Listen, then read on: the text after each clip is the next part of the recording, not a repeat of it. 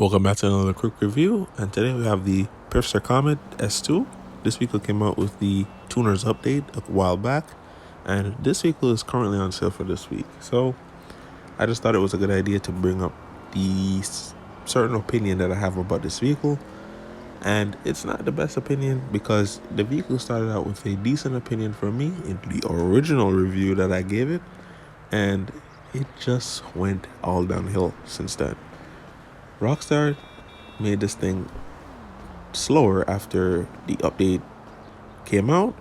Unfortunately, some other vehicles was affected, but this one was never the fastest one.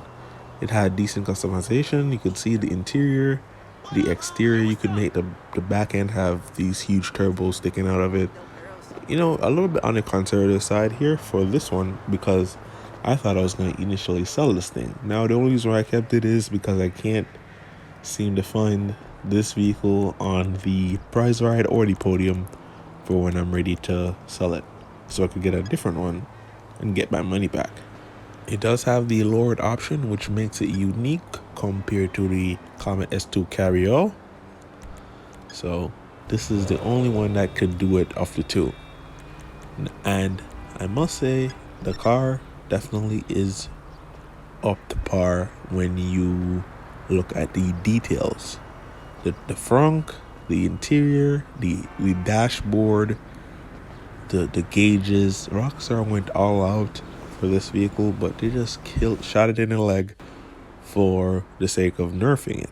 Now, as you can see there, that's super similar to the IRL gauges. So Rockstar did a good job. I'm not knocking them for that, but they didn't give this one the fair shake by nerfing it. And that's something I want to touch on. For the tuners races, this is never the vehicle you want to pick. It seems like you're gonna fight against the vehicle, and then you're gonna fight against the players also. So you're most likely not gonna win unless you're a pretty good racer. Unlike most people, where you're not being able to maneuver this thing well enough to keep up with the highest performing cars for certain courses. So most likely you're gonna not win, right? So the car doesn't make any sense for you to purchase it at full price. So for this week, is it worth purchasing at the cost of $965,000? And I would say yes, but only on certain conditions, which is you would never use this thing in a tuners race. Yeah, granted, you guys do see me flying down the street, and you say, how bad could this car actually be?